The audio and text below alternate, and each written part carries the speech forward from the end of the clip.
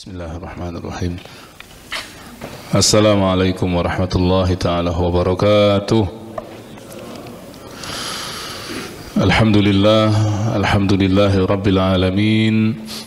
Wabihi nasta'inu ala umurid dunya waddin. Wassalatu wassalamu ala asrafil anbiya'i wal mursalin. Sayyidina wa habibina wa maulana Muhammadin wa ala alihi wa sahbihi ajma'in, amma ba'du. Faqala tabaraka wa ta'ala fi muhkami tanzilihi, a'udzu billahi as-sami'il 'alim minasy syaithanir rajim. Laqad kana lakum fi rasulillahi uswatun hasanah liman kana yarjullaha wal yawmal akhir wa dzakarallaha katsira. Shadaqallahul azim wa nahnu ala hadhihi al-ayatil karimati insyaallahu minasyahidin wasyakirin walhamdulillahi rabbil alamin. Muslimin dan muslimat, para jamaah salat subuh Masjid Baitur Rahman Bang Raya yang dimuliakan Allah, alhamdulillah selalu dan mengawali setiap majelis rutin kita pada kesempatan subuh Ahad dengan mengucapkan kembali kesyukuran kita kepada Allah Subhanahu wa taala, selalu memperbaharui kesyukuran sebagai bentuk terima kasih kita dengan Allah Subhanahu wa taala. Mudah-mudahan mentajdid atau memperbaharui kesyukuran ini menjadi wasilah ataupun perantara dijadikan di setiap nikmat yang kita peroleh itu di dalamnya Allah sertakan dengan keberkahan. Dan rezeki yang berkah ini pula kita tawasulkan semoga menjadi sebab di antara asbab untuk selamat hidup dunia kita dan selamat hidup kita nanti di hadapan Allah di yaumil akhirat. Allahumma amin ya rabbal alamin. Salawat dan salam kita senandungkan untuk baginda Rasulullah sallallahu alaihi wa alihi wasallam beserta para keluarga beliau, sahabat dan pengikutnya, termasuk kita yang hidup hari ini berdoa meminta kepada Allah semoga kelak di yaumil akhirat dikenali oleh baginda Rasulullah sallallahu alaihi wasallam, dan asbab dikenali itu diberhakkan pula as-syafa'at al-uzma, syafaat yang teragung, yaitu syafaat dari baginda Rasulullah sallallahu alaihi wa alihi wasallam. Para jamaah yang dimuliakan Allah, di pertemuan rutin kita pada kajian Fiqhus Sirah An-Nabawiyah lil Imam Al-Buti, pada pertemuan bulan yang lalu sampai di pembahasan Perang Badar Al-Kubra. Ya, jadi kita sudah masuk fase di mana Nabi sallallahu alaihi wasallam bersama sahabat-sahabat beliau mulai menyebarkan Islam, membentuk satu tatanan yang luas di kota Madinah Al-Munawwarah, sehingga kemudian apa yang dilakukan Rasulullah itu menambah ketidaksenangan orang-orang kufar, wabil khusus orang-orang Quraisy Mekah yang betul-betul dendam kesumat dengan Nabi sallallahu alaihi wasallam, dan dengan pelanggaran-pelanggaran perjanjian orang-orang Yahudi di kota Madinah Al-Munawwarah, sehingga kemudian terjadilah setelah itu peperangan demi peperangan atau ghazawat Rasul sallallahu alaihi wasallam. Termasuk yang pertama kali dilakukan oleh Rasul sallallahu alaihi wasallam adalah Perang Badar Al-Kubra, yang ini sudah kita ceritakan pada pertemuan bulan yang lalu. Dan ibrah paling besarnya dalam peperangan-peperangan yang dilakukan oleh Rasul ini nak memberikan kenyataan kepada kita semua bahwa jumlah yang kecil atau jumlah yang sedikit tidak kemudian menjadi sebab pesimisnya Rasulullah dan sahabat dalam menghadapi musuh yang jumlahnya jauh lebih besar. Kalau dalam perang Badar Kubra itu bandingannya 1:3. Jumlah pasukan umat Islam yang 300-an itu menghadapi orang-orang kufar yang lebih dari 1000. Nanti akan sampai di satu peristiwa lain, dan itu terjadi di bulan ini ya. Hari ini kita masuk tanggal 1 dari bulan Jumadil Awal. Nanti di Jumadil Awal ini, di antara kisah yang heroik yang disampaikan, diceritakan sejarah kepada kita itu adalah perang Mu'tah. Ada satu perang namanya perang Mu'tah. Kalau pada perang Badar bandingannya itu 1:3, perang Mu'tah itu 1:66. Karena jumlah pasukan umat Islam yang 3000-an itu menghadapi pasukan Bizantium dan beberapa suku yang mendukungnya dengan jumlah pasukan sampai 200.000. Ini kalau hitungan matematiknya, logikanya tidak mungkin menang 1 melawan 66 ya, atau dalam perang Badar 1 lawan 3. Tapi kalau Allah berkehendak, id tastaghithuna rabbakum fastajaba lakum anni mumiddukum bi alfim minal malaikati murdifin. Ketika orang-orang itu pasrah berdoa kepada Allah, merendahkan diri kepada Allah, lalu Allah ijabah doa-doa mereka, mudah bagi Allah. Jumlah yang sedikit itu mengalahkan jumlah yang besar. Kam min fi'atin qalilatin ghalabat fi'atan katsiratan biidznillah. Sejarah sudah menceritakan betapa banyak kejadian-kejadian jumlah pasukan atau kelompok atau kumpulan yang sedikit mengalahkan yang besar. Termasuk dalam kejadian-kejadian peperangan Nabi. Nanti turun malaikat pada perang Badar, turun malaikat dalam perang Mu'tah, sehingga kemudian umat Islam dimenangkan oleh Nabi sallallahu alaihi wasallam. Nah, ini bisa dipakai hari ini dalam apapun bentuk perjuangan Islam. Walaupun ma'rakatul jihad kita bukan menghadapi orang kafir, bukan ngangkat pedang, tapi kalau yang kita perjuangkan itu adalah syariat Islam, walaupun minoritas yang mendukungnya, kalau Allah berkehendak, mudah bagi Allah membukakan pintu langit lalu memenangkan perjuangan itu. Ya, ini diantara hikmah-hikmah yang bisa kita petik, wabil khusus di peperangan Rasul sallallahu alaihi wa alihi wasallam. Nah, jamaah yang dimuliakan Allah Subhanahu wa taala, berikutnya setelah perang Badar itu, selanjutnya nanti ada pengkhianatan beberapa orang-orang Yahudi Bani Qainuqa ya. Ini kita skip dulu, kita masuk perang yang berikutnya. Yang ini juga monumental, yaitu perang yang hari ini kalau yang berangkat ke Tanah Suci ya, alhamdulillah sebagai tahadus bin ni'mah baru 3 hari balik dari sana. Biasanya di antara agenda City Tour Madinah itu ke Maidanul Uhud ya, ke kawasan Uhud. Nah, disitulah dulu terjadi Ma'rakatul Uhud. Kalau City Tour ke situ nanti ada pemakamannya ya, Syuhada Uhud. Nanti dibina di sampingnya Masjid Syuhada, walaupun tidak ada hubungan langsung dengan peristiwa itu, tapi untuk menandai orang untuk bisa sholat di sana. Nanti ada Jabal Uhud, ada gunung-gunung Uhud di situ. Disitulah terjadi peperangan itu. Ada nanti Jabal Rumat, di mana nanti pasukan pemanah Rasul yang diletak dan diamanahi untuk diam di sana. Ya, lalu nanti ya ada beberapa bukit Uhud yang besarnya itu sering diilustrasikan sebagai nilai pahala kalau kita ikut fardu kifayah orang yang meninggal ya. Kan dalam hadis Nabi pernah menyebut siapa yang menyertai sholat jenazahnya seorang muslim, maka pahalanya itu seperti mendapatkan pahala 1 qirat. Kalau kemudian mengikutinya sampai penguburan, maka pahalanya seperti 2 qirat. Ketika ditanya qirat itu seperti apa besarannya, seperti Jabal Uhud. Nah, tempat inilah dulu terjadinya Ma'rakatul Uhud, perang Uhud ini ya. Dan ini tidak bisa dilepaskan dari peristiwa perang Badar yang kita bahas pada bulan yang lalu, bahwa peperangan ini terjadi karena dendam orang-orang Quraisy yang merasakan kekalahan mereka pada waktu perang Badar. Kemarin kita ceritakan perang Badar itu, walaupun umat Islam 1 banding 300-an pasukan muslim menghadapi 1.000-an lebih pasukan orang-orang kufar dari golongan Quraisy Mekah terutamanya, tapi Allah takdirkan umat Islam itu menang pada perang Badar. Termasuk dalam peristiwa yang sering disampaikan kalau dalam kisah seputar orang-orang yang mati dalam perang Badar dari golongan kafir, itu termasuk pemimpin-pemimpinnya. Bahkan nanti ada cuplikan sendiri ketika selesai perang Badar itu, di mana Rasul meminta pada sahabat mencari, kalau bahasa kitanya, kepala pecong orang-orang Quraisy itu. Sahabat cari Abu Jahal bin Hisham, cari Umayyah bin Khalaf, cari Utsbah bin Rabi'ah. Nah, itu kepala pecongnya orang-orang Quraisy yang semuanya mati pada waktu perang Badar. Nah, itu yang membuat orang-orang kafir yang masih hidup dan melarikan diri itu dendam betul-betul kesumat kepada Rasul dan para sahabat, sehingga kemudian mereka sepakat untuk membalas dendam atas terbunuhnya saudara-saudara dan orang-orang mereka pada waktu perang Badar itu. Sehingga akhirnya mereka membuat pasukan yang lebih besar dengan dukungan dari seluruh yang mereka punyai, terutama di bawah kafilahnya Abu Sufyan ya, sebelum dia masuk Islam ini, dan disetujui oleh seluruh orang-orang Quraisy.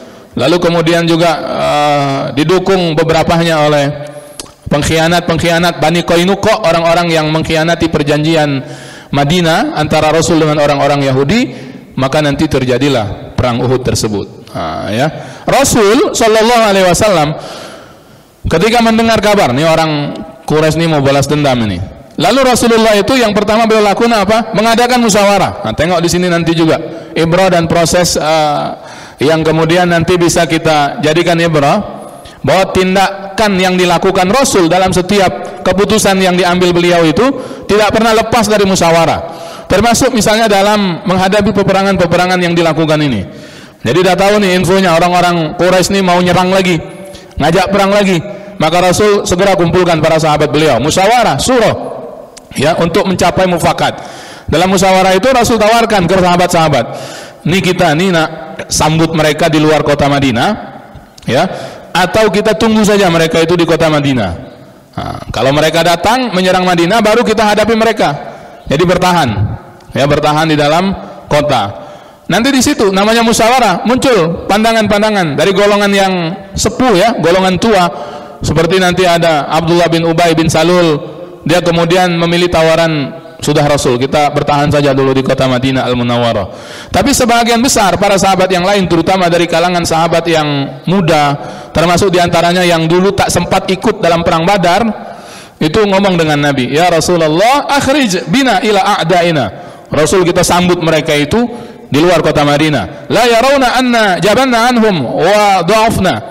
Jadi mereka kemudian beralasan, kalau kita sambut mereka itu di luar kota, sehingga mereka orang-orang Quraisy itu tidak menganggap kita takut dan kita mampu menghadapi mereka. Nah, jadi kalau cuma bertahan dalam kota, nanti mereka menganggap kita udah ketakutan dulu. Nah, golongan inilah yang kemudian terus mendesak Nabi SAW agar kemudian kita sambut mereka itu di luar Madinah. Sampai akhirnya Rasulullah ketuk palu keputusan beliau. Nah, sudah, karena banyak yang mengusulkan dan ingin menyambut mereka di luar Madinah, kita sambut mereka kemudian di luar Madinah. Nah, mulai itu, ya, Rasul titahkan ke semua sahabat, termasuk beliau sendiri, menyiapkan peralatan perangnya, baju perangnya, senjata beliau, ya, sallallahu alaihi wasallam. Lalu kemudian orang-orang ini pun bersiap untuk berangkat. Nah, ini para jamaah yang dimuliakan Allah Subhanahu wa taala. Lalu disebutkan dalam sirah Nabawiyah, ketika perang Uhud ini Rasul keluar bersama lebih kurang 1000 pasukan beliau. Jadi jumlahnya udah jauh meningkat. Kalau di perang Badar 300-an, ini kan ada lebih kurang selisih 1 tahunan antara Badar dengan Uhud. Maka di perang Uhud ini Rasul sudah bisa membawa sekitar 1000 pasukan beliau. Yang dituju di mana? Maidanul Uhud. Medan Uhud itu, makanya perangnya disebut perang Uhud. Yang tadi kita sebut hari ini, ya, jadi komplek di situ.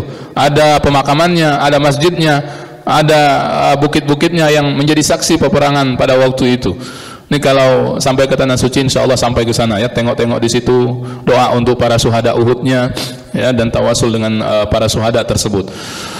Lalu dalam kitab sirah disebutkan pada waktunya, Imam Al-Buti menyebut bahkan harinya hari Sabtu di tanggal 7 Syawal. Nah, ini jadi masih lebaran, ya.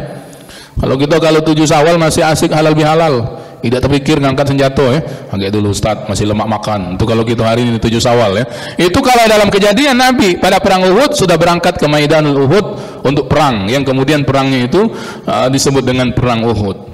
Antara Madinah dan Uhud itu, ya, ini kemudian mulai muncul nih. Ini kan tadi ada sosok yang kita sebut Abdullah bin Ubay. Nanti pada waktunya sering ditengarai sebagai sosok munafikun, ya, dari kalangan Muslim Madinah itu. Dia tarik mundur pasukannya itu, kawan-kawannya. Ada sekitar, kalau kata Imam Al-Buti, Abdullah bin Ubay itu tarik mundur sekitar 30 orang dari pendukungnya. Jadi mereka macam melakukan desersi atau kembali pulang dengan alasan yang mereka buat. Aku kan ngusulnya bertahan di kota wae Nabi. Ini kan mulai muncul nih, ya, benih-benih kemunafikan di antara para pengikut Rasul SAW atau orang yang menyatakan keislamannya di hadapan Nabi SAW. Nah, menghadapi peperangan ini itu kita tak ambil berat, ya, masalah Abdullah bin Ubay, karena jumlahnya juga tak banyak.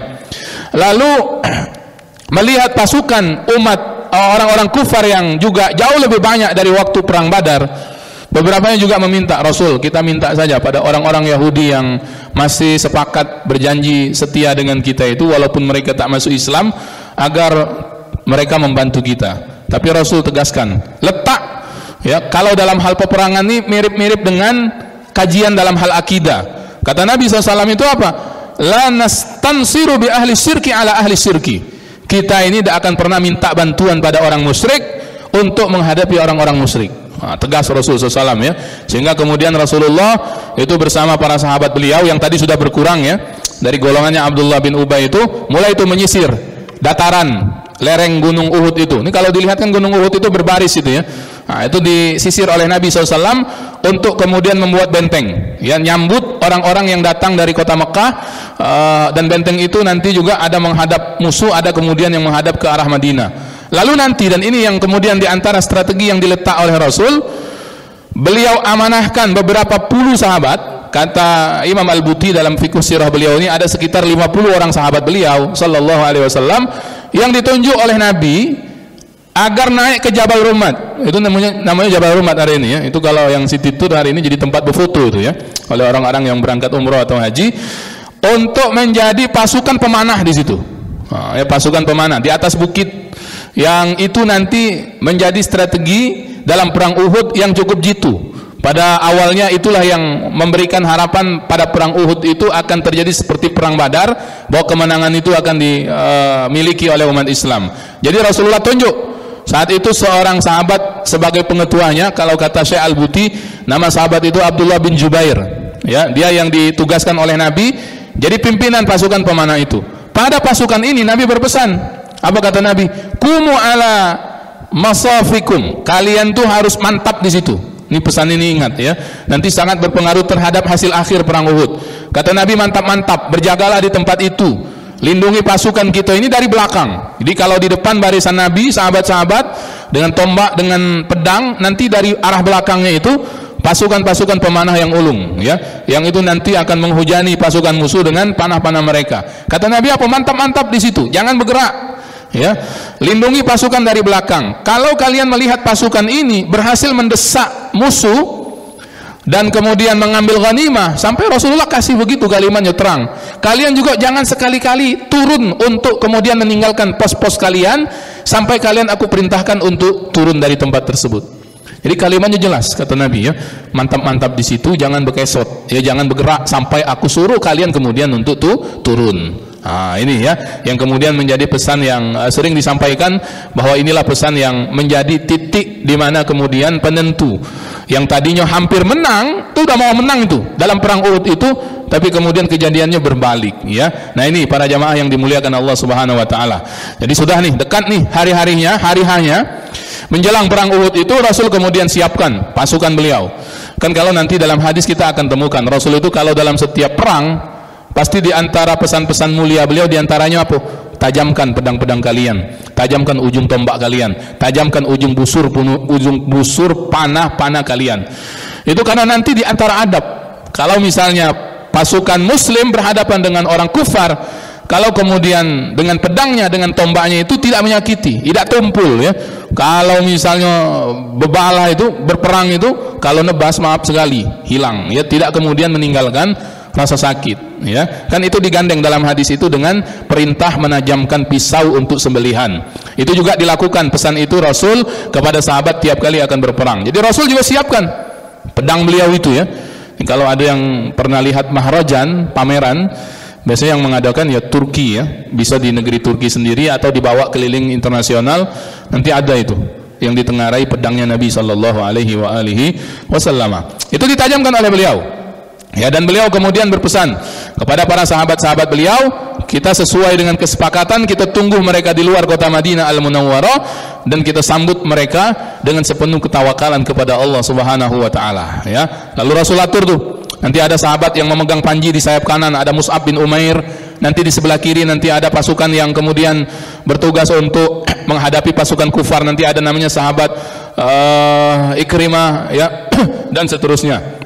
Nah, ini yang kemudian para sahabat sekalian yang dimuliakan Allah, kejadian perang Uhud, saat kemudian orang-orang kufar tersebut sampai datang di Ma'rakah Uhud, terjadilah yang terjadi ya, berkecamuk perang yang kemudian berlangsung antara dua belah pihak dengan niatan yang masing-masing. Kalau umat Islam tentu jihadnya itu li'i'la'i kalimatillah, tidak ada yang lain. Kalau kemudian kita baca perang-perang, kemudian setelah perang ini niatnya itu adalah untuk tegaknya panji agama Allah. Beda tentu dengan orang kafir. Dalam perang Uhud nih, yang paling nampak itu dendam kesumat mereka, mengingat keluarga mereka yang banyak mati dalam perang Badar. Niat utama mereka itu selain memang ingin membunuh Nabi SAW, pengen balas dendam. Siapa lah yang pernah dulu kemarin bunuh keluargaku pada waktu perang Badar? Nah, tunggulah di perang Uhud ini. Nah, inilah diantara niatan-niatan yang membedakan antara umat Islam dengan orang-orang kafir. Sehingga kemudian disebutkan dalam kitab-kitab sirah, perang Uhud itu jauh lebih sengit dari apa yang terjadi dalam perang Badar. Ya, pada awalnya umat Islam tadi dia pukul mundur orang-orang musyrik itu dengan strategi yang dilakukan Rasul. Beliau letak di barisan belakang dari Jabal Rumat tadi yang kita sebut tempat orang putu-putu hari ini kalau City Tour Madinah, pasukan pemanah itu. Itu yang kemudian banyak membuat orang-orang kufar dalam perang Uhud itu kalang kabut. Ini kenapa nih tiba-tiba banyak panah dari arah belakang? Itu tak nampak itu. Karena barisan depan itu sahabat-sahabat Nabi yang pegang pedang, yang pegang tombak dan sebagainya. Termasuk nanti di barisan paling depan dari pasukan umat Islam yang banyak membunuh orang kafir itu siapa? Paman Nabi SAW yang bernama Hamzah bin Abdul Muttalib. Ya, nah inilah kemudian tokoh-tokoh ini yang kita sebut Mus'ab bin Umair. Ya, Mus'ab bin Umair ini kan yang membuka Madinah sebelum Rasulullah hijrah. Dia yang diutus oleh Nabi. Mus'ab, kau pergi duluan kota Madinah, kau sampaikan risalah ini, di sana sudah banyak orang yang peluk agama Islam. Dan juga paman beliau Hamzah bin Abdul Muttalib. Dua sosok utama ini yang kemudian termasuk syuhada Uhud, yang hari ini makam beliau itu diistimewakan di pemakaman para syuhada Uhud tersebut. Gugur satu demi satu. Mus'ab gugur, ya.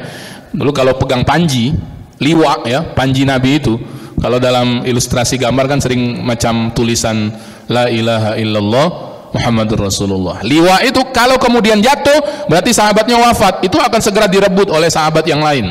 Maka dalam perang Uhud itu begitu, Mus'ab bin Umair gugur, ya, liwanya jatuh, segera itu diambil oleh Ali bin Abi Thalib radhiyallahu anhu wa karramallahu wajhah, ya. Nah, saat itulah kemudian Allah turunkan pertolongan pada umat Islam, sehingga apa yang terjadi di perang Badar itu seolah akan terulang kembali pada perang Uhud. Dan nampak nih umat Islam sudah akan menang, ya. Di beberapa titik peperangan itu sudah mulai sahabat-sahabat mengumpulkan ghanimah. Ya, dalam perang itu ada istilah apa? Ghanimah. Apa ghanimah? Harta rampasan perang. Ya, umat musyrikin itu terbirit-birit mundur itu. Wah, ini sudah nampak ini kita bakal kalah lagi sebagaimana kekalahan dalam perang Badar itu. Nah, disinilah kemudian Allah uji. Ini kan jadi ibrah paling hebat dalam perang Uhud. Pasukan pemanah yang tadi dari awal sudah dipesan, diwanti-wanti oleh Nabi. Mantap-mantap di sini. Jangan turun apapun yang terjadi, baik terjadi pada orang musyrik ataupun yang terjadi pada umat kita Muslim. Mantap-mantap di situ sampai aku perintahkan kalian untuk turun.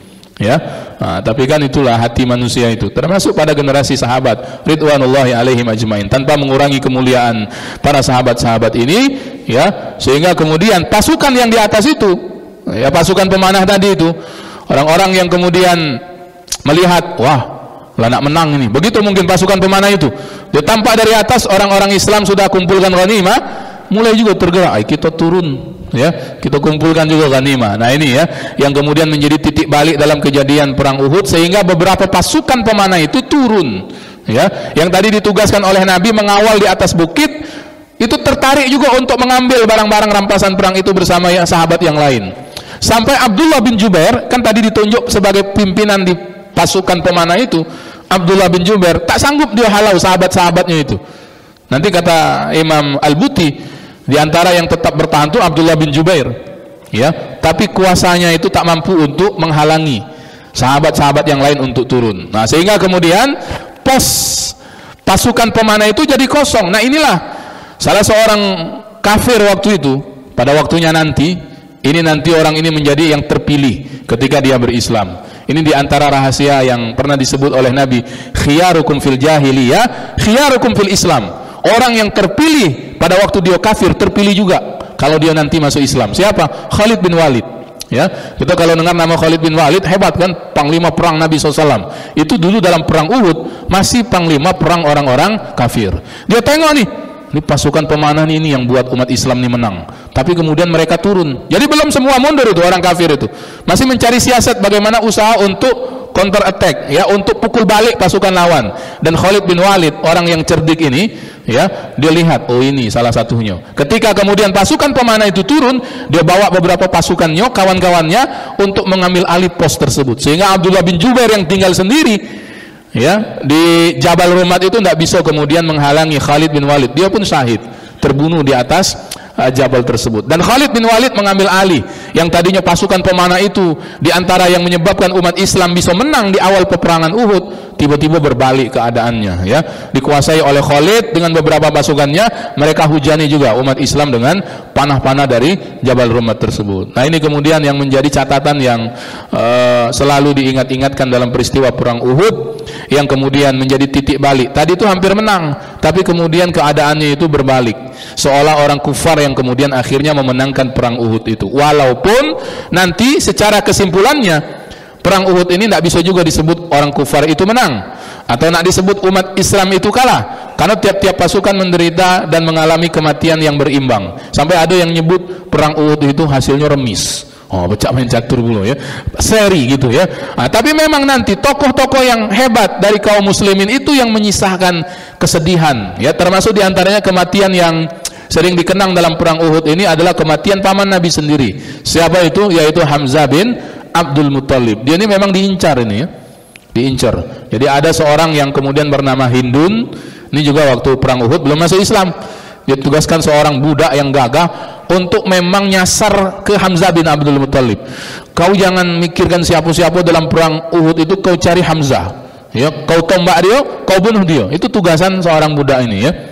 Itu yang kemudian pada waktunya memang berhasil. Dia bunuh saat paman Nabi yang dicintai Nabi SAW, Hamzah bin Abdul Muttalib ini. Nanti kemudian jasadnya dibawa, didekatkan kepada Hindun. Oleh Hindun kan dikoyak-koyak itu badannya Hamzah, paman Nabi yang dicintai beliau itu, dan dikunyahnya mentah-mentah itu dalamannya Hamzah bin Abdul Muttalib. Ini yang nanti ketika rombongan ini masuk Islam, ya, bukan Nabi itu marah, bukan.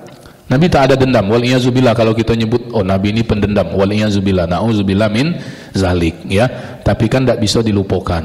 Mungkin mirip-mirip kalau kita ngomong hari ini, memaafkan tapi tidak melupakan. Nah, misalnya begitu, ya. Jadi kalau tengok wajahnya itu teringat kejadian pada waktu perang Uhud pada diri paman yang dicintai Nabi, yaitu Hamzah bin Abdul Muttalib, ya. Nah, pada akhirnya para jamaah yang dimuliakan Allah, di petang hari Sabtu 7 Syawal itu masing-masing pasukan itu mundur sendiri, ya. Rasulullah meninggalkan Maidanul Uhud, lalu kemudian sampai di malam harinya di kota Madinah bersama sahabat. Saat itulah kemudian mereka muhasabah sambil mengobati yang luka-luka, diobati, kemudian dilihat siapa di antara sahabat yang mati syahid, ya. Dan pada Ahad subuhnya di keesokan hari, Rasulullah perintahkan sahabat termasuk Bilal bin Rabah, ya, untuk mengumumkan agar kemudian selesai dan balik lagi kepada kota Madinah al-Munawwarah, ya. Selesai begitu saja perang Uhud. Nah, ini jamaah yang dimuliakan Allah Subhanahu wa taala, sehingga nanti kalau dalam kajian sirah nabawiyah seperti ini,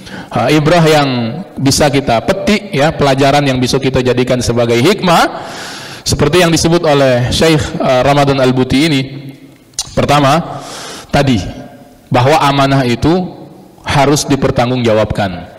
Kalau ada dalam sebuah ma'rakah, peperangan seperti perang Uhud ini, ada prinsip yang selalu diajarkan oleh Rasul sallallahu alaihi wasallam. Pertamanya apa? Prinsip musyawarah. Walaupun Rasul sendiri sebetulnya kalau nanti dibaca dalam yang lain itu cenderung ikut pandangan kelompok tua untuk bertahan di kota Madinah, tapi karena mayoritas, ya, suara terbesar itu ingin sambut pasukan kufar itu di luar kota Madinah, Rasul ikuti suara terbanyak, ya, macam voting begitu. Dan hasil musyawarah, maka Rasulullah mengikuti hasil keputusan musyawarah itu. Dan kita akan kaji dalam tentang tema-tema musyawarah dalam syariat, bahwa tidak akan rugi orang-orang yang bermusyawarah, ya. Itu nanti dalam Quran banyak ayatnya perintah tentang bermusyawarah dan sebagainya. Yang kedua, dalam kejadian Abdullah bin Ubay ini nak tampakkan wajah asli orang-orang munafik begitu, ya. Orang-orang munafik itu nampak sikap aslinya apa? Tadi ketika nampak mereka itu, wah ini pasukan lawan ini besar jumlahnya, bakal kalah ini, daripada mati konyol lebih baik kita mundur. Begitulah lebih kurang, ya. Itu orang-orang munafik mulai muncul itu begitu. Dan ini memberikan hikmah yang luar biasa, bahwa mulai nampak itu Allah membersihkan, memisahkan antara orang-orang yang betul-betul berjanji setia dengan Nabi SAW dengan orang-orang yang nak ngambil lemaknya, Nah, kita sebut begitu kan, orang munafik begitu, menampakkan, menzahirkan keimanan tapi menyembunyikan kekufuran, ya, menampakkan bahagian dari golongan tapi sejatinya dia menolak dalam golongan tersebut. Yang ketiga, ibrah dan pelajaran dari perang Uhud ini, bahwa Rasulullah SAW tadi kita sebut bahwa Nabi tidak mau minta bantuan dalam hal menghadapi orang musyrik dengan bantuan orang musyrik yang lain. Jadi Rasul tegaskan itu, macam dalam hal akidah tidak ada toleransi. Ini kalau menghadapi orang musyrik tidak boleh kita minta bantuan orang-orang musyrik, ya. Berhadap-hadapan kita sebagai muslim, karena jihad itu sama macam syariat yang lain. Nanti pensyariatannya adalah untuk orang-orang Islam, ya, mulianya berjihad. Dan yang terakhir, jamaah yang dimuliakan Allah, kita lihat tadi dalam peperangan tersebut Rasul perintahkan beberapa puluh sahabat untuk menjadi pasukan pemanah. Tadi cluenya sudah disebut oleh Nabi, mantap-mantap di pos kalian, apapun yang terjadi di bawah jangan turun. Tapi itulah, ya, mungkin syahwat terhadap harta, melihat sahabat yang lain sudah mulai nampak mengumpulkan ghanimah, ada dorongan dari dalam, oh kita kumpulkan juga, sehingga kemudian pasukan yang tadi dipesan betul baik-baik oleh Nabi jangan turun-turun, ya. Ini kan mengajarkan hikmah kepada kita bahwa kalau dalam suatu gerakan, dalam satu ma'rakah, kalau ada pesan dari qiyada, pesan dari pimpinan seperti Rasul berpesan kepada sahabat, sam'an wa ta'atan, ya, kita nyebutnya apa, sami'na wa ata'na, ya. Kalau kata Nabi jangan turun, jangan turun, tunggulah nanti Nabi nyebut turun baru turun, ya. Nah, begitu yang kemudian dijadikan pelajaran untuk umat berikutnya, termasuk kita hari ini. Kalau dalam sebuah pergerakan atau dalam sebuah siasat, ya, dalam sebuah agenda dan niatan, kalau sudah diinstruksikan dari ketua-ketua kita, dari pimpinan-pimpinan rombongan, maka ikuti. Itu sebagai konsekuensi kita sebagai bahagian dari umat atau dari kelompok atau dari golongan tersebut. Nah, ini para jamaah yang dimuliakan Allah Subhanahu wa taala, beberapa hikmah yang kemudian bisa kita petik dalam peperangan ini, wabil khusus perang Uhud yang kita ceritakan. Tentu nanti ada banyak hikmah-hikmah yang lain, termasuk juga di perang Uhud itu Nabi diisukan wafat. Kan perang itu kan namanya perang kalang kabut, ya, sengit, tidak bisa kelihatan. Nanti Nabi itu memang dalam kondisi yang genting itu. Nanti ada Thalha bin Ubaidillah, ada beberapa sahabat yang menjadi tamengnya Rasul. Sampai disebutkan ketika nampak selesai perang, dilihat kondisi sahabat baik yang mati syahid maupun yang luka-luka, itu nanti diantara sahabat itu ada yang dapat bekas tusukan sekian puluh lubang di badannya, kematiannya, syahidnya itu, ya, demi untuk melindungi Rasul sallallahu alaihi wasallam, ya. Nah, inilah para jamaah yang dimuliakan Allah, harapannya untuk kita hari ini dengan mendengarkan dan membaca kisah-kisah peperangan, kita jadi tahu betapa besar memang pengorbanan para sahabat-sahabat Nabi sallallahu alaihi wasallam, generasi awal yang melindungi, berjuang bersama Nabi. Maka wajar kalau Nabi nyebut khairul quruni qarni, sebaik-baik era, sebaik-baik manusia, sebagus-bagus orang yang hidup bersama dengan aku, yaitu sahabat-sahabat Nabi sallallahu alaihi wasallam, orang-orang yang dipuji di dalam Al-Qur'an. Was-sabiqunal awwaluna minal muhajirin wal ansari walladzina tabauhum bi ihsan radhiyallahu anhum wa radu'an. Itu yang nyebut Allah, bukan kita sesama manusia. Orang-orang yang dulu berjuang dari awal bersama Nabi, dari golongan muhajirin, dari golongan ansar, dan yang mengikuti sesudah itu, ya, orang-orang yang masuk Islam belakangan, generasi sahabat, radhiyallahu anhum wa radu'an. Mereka itu diridhoi oleh Allah Subhanahu wa taala, ya, turunannya dalam hal adab. Karena itulah kita hari ini kalau nyebut nama sahabat, setelahnya menyebut apa? Radhiyallahu anhu, ya. Mudah-mudahan apa yang kita ceritakan melalui ma'rakatul atau ghazwatul Uhud, dalam peperangan Uhud ini, ibrah-ibrah dan hikmah-hikmahnya bisa kita ambil sebagai pelajaran untuk kehidupan kita hari ini. Ini karena masalahnya perang, jadi begitulah ceritanya dan keadaannya, dan hikmah-hikmah yang bisa kita ambil. Semoga Allah Subhanahu wa taala menjadikan dan tawassulan kita dengan syuhada Uhud itu diberikan ghirah, semangat juga untuk memperjuangkan Islam, tentu dengan konteks kehidupan kita hari ini. Walaupun kita tak ngangkat pedang, walaupun kita bukan menghadapi orang kafir, tapi kalau kemudian untuk tegaknya ajaran-ajaran syariat ini, itulah yang kita dukung, ya. Insyaallah mudah-mudahan para jamaah yang berbahagia, kajian-kajian seperti Sirah Nabawiyah ini memberikan kesan dan bekas di hati kita semua, wabil khusus untuk lebih mencintai Nabi sallallahu alaihi wa alihi wasallam. Barakallahu fikum jami'an, wallahu a'lam bissawab. Silakan Kalau ada pertanyaan, boleh Pak Haji. Boleh Ustaz, boleh Ustaz. Nambah ya Ustaz, silakan.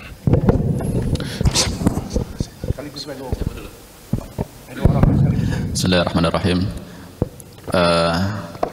Berdasarkan penuturan sejarah bahwasanya Islam itu ternyata memang mengajarkan kelemah lembutan dan juga kekerasan, Ustaz. Kalau kelemah lembutan ayatnya banyak, sirahnya banyak. Di antara ayat itu mungkin ruhama'u bainahum, surat Muhammad itu. Kemudian di surat At-Taubah, harisun alaikum bil mu'minin raufur rahim. Kemudian fa bi rahmatin minallahi lintalahum dan seterusnya. Kemudian juga Rasulullah dalam perangai keseharian beliau, sunnah-sunnah beliau pada orang Yahudi pun boleh lemah lembut gitu. Jadi memang Rasulullah menyampaikan, menampilkan kelemah lembutan. Kekerasan juga ada, dan inilah contohnya tentang peperangan. Bahkan Rasul sendiri yang memimpinnya, memimpin kekerasan itu. Dan ayat ini juga nampaknya juga ada gitu, asyidda alal kufar gitu. Kemudian di surat Al-Munafiqun, orang munafik itu humul adu fahadzarhum qatalahumullah, suruh perangi gitu. Kemudian di surat At-Tahrim, ya ayuhan nabi jadil kufar wal munafiqin waghluz alaihim, keras gitu Ustaz. Nah, walaupun kerasnya ini tidak ujuk-ujuk langsung keras gitu, tentu ada alasan yang logis, yang masuk akal, yang syar'i, sehingga ketika memang harus keras maka harus keras gitu. Nah, sementara kan sebagian orang mengatakan bahwasanya Islam tidak ada mengajarkan kekerasan. Ternyata ada gitu kan, walaupun tentu dengan alasan yang masuk akal, yang logis, yang syar'i tadi. Mohon tanggapannya, Ustaz. Assalamualaikum warahmatullahi wabarakatuh. Waalaikumsalam warahmatullahi wabarakatuh. Jamaah sekalian. Marhaban. Di dalam setiap peperangan itu, kalau saya baca di Sirah Nabawiyah yang ditulis oleh Safiyur Rahman itu, Al-Mubarakfuri itu, dan di beberapa Sirah Nabawiyah yang lain, misalnya Muhammad Haikal gitu ya, di dalam Hikayat Muhammad itu, Nabi Muhammad itu dapat pertolongan langsung Allah gitu ya. Nyata, real gitu, langsung pada saat itu, pada detik itu gitu. Itu menandakan tanda-tanda kenabian gitu. Nah, salah satu contohnya adalah beliau mengobati penyakit luka bekas panah dengan lidah beliau gitu. Begitu dioles sembuh gitu. Itu di dalam kisah perang-perang itu saya baca seperti itu. Nah, pada saat konteks perang seperti itu, pertolongan Allah langsung dan nyata gitu ya Ustaz ya. Tetapi pada saat momen saat ini, konteks saat ini, mengapa pertolongan Allah itu seperti jauh gitu? Mengapa tidak langsung Allah berikan pertolongan lewat malaikat-malaikatnya, misalnya di Palestina gitu ya? Mengapa tidak menghancurkan orang Yahudi itu langsung saja secara real? Apakah Nabi Muhammad tidak ada lagi di tengah-tengah masyarakat secara fisik begitu ya, atau apa begitu ya? Apakah ada sesuatu yang salah di dalam kita memaknai perjuangan ini? Demikian. Ya. Jawab dulu ya. Baik, terima kasih ya Ustaz tambahannya. Jadi memang kita akan temukan, kan tadi ayatnya sudah dikutip sedikit bahwa Nabi itu asyidda'u 'alal kuffari ruhama'u bainahum. Kalau kepada orang beriman, wa raufun rahim, harisun alaikum bil mu'minina raufur rahim. Jadi dua sisi itu memang ada semua.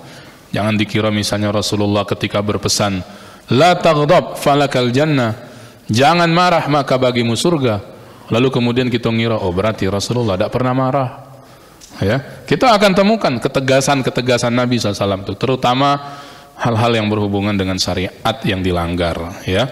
Nah, sama lah macam kita. Kalau kita dalam tarbiyatul aulad, mendidik anak ya, pasti ada waktu kita tegas, ada kita lembut, ada reward, ada punishment ya. Itu ada kita marah tentu karena ada sebab dan alasan. Ada kemudian kita baik ya, dan sesuai dengan kelembutan kita kepada anak. Sama juga begitu. Jadi tengok bahkan kepada orang kafir, nanti kan ada istilah kafir zimmi ya, dalam kajian kenabian kita akan lihat orang-orang yang membayar jizyah lalu mereka dilindungi marwahnya oleh Nabi, jiwa dan harta mereka tidak diganggu. Nabi itu baru kemudian, kalau kita lihat dalam setiap makrokahnya itu hampir rata-rata untuk mempertahankan diri atau karena diserang lebih dulu ya, hampir rata-rata peperangan Nabi.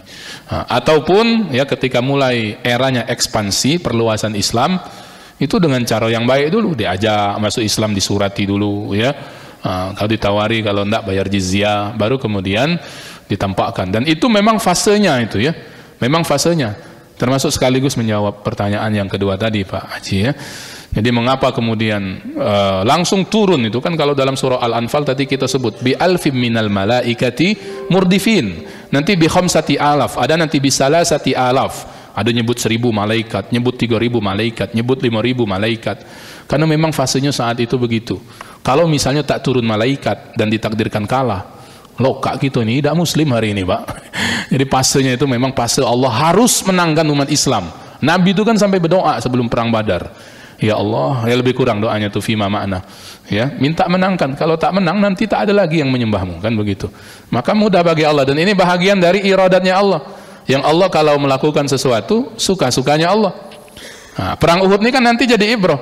Kalau misalnya Allah nak makai gaya perang Badar, ya mudah pula bagi Allah nak menangkan. Tapi kita tahu dalam perang Uhud itu tidak ada istilah umat Islam menang.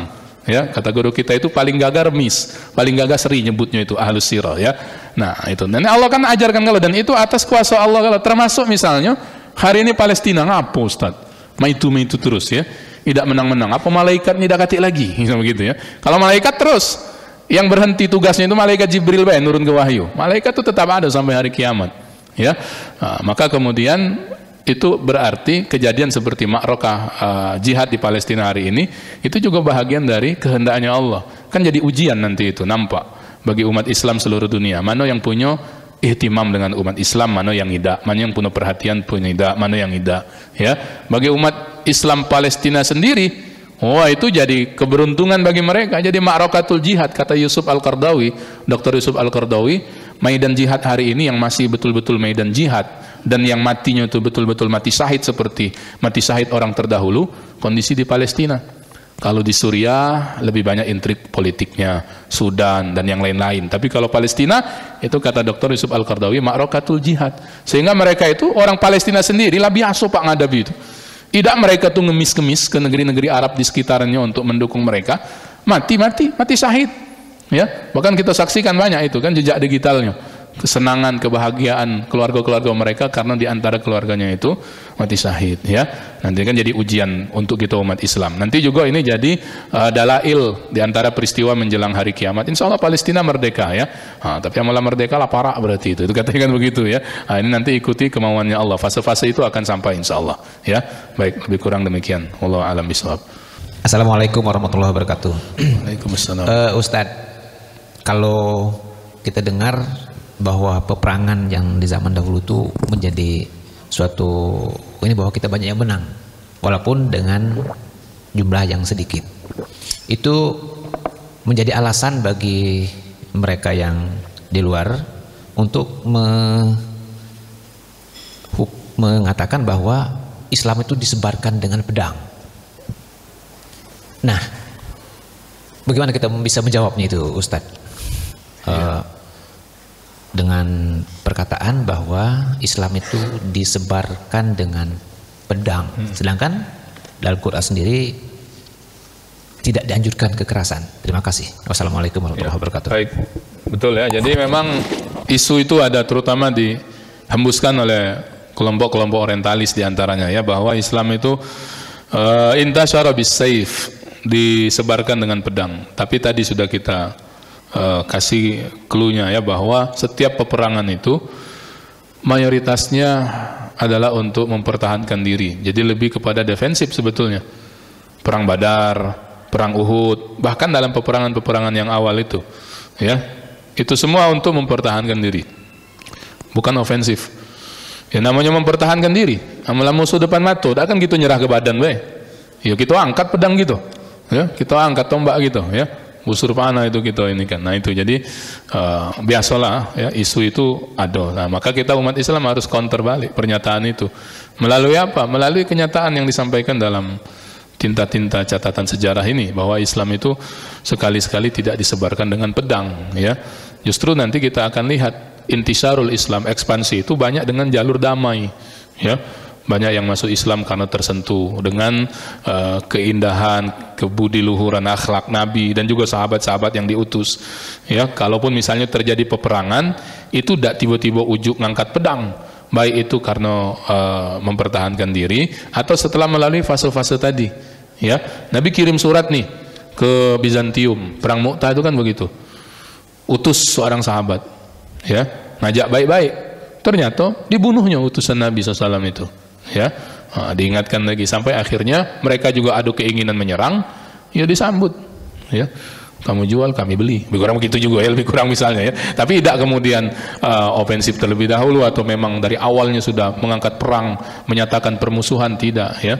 Maka kalau itu tidak akan ada istilah kafir zimmi ya.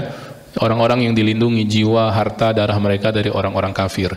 Karena ngapa? Yang zimmi ini berdamai ya. Oke, kita sepakat tidak saling serang. Maka nanti ada perjanjian-perjanjian ya. Kalaulah misalnya dengan pedang dari awal, tidak ada cerita orang-orang Yahudi Madinah itu bisa bertahan dan hidup berdampingan dengan Nabi dengan damai ya. Itu. Jadi demikian Pak ya secara ringkasnya, insyaallah mudah-mudahan bisa kita pahami dan jadi ibrah untuk kita semua. Kita cukupkan dan kita akhiri dengan doa kafaratul majlis. Allahumma rizqna fahman nabiyyin wa hibdal mursalin wa ilhamal malaikatil muqarrabin. Allahumma faqihna fid din wa 'allimna at-ta'wil ya rabbal alamin. Subhanakallahumma rabbi wa bihamdik nashhadu an la ilaha illa anta nastaghfiruka Allahumma wa natubu ilaik. Alhamdulillahi rabbil alamin. Salatullah salamullah ala taha rasulillah. Salatullah salamullah ala yasin habibillah.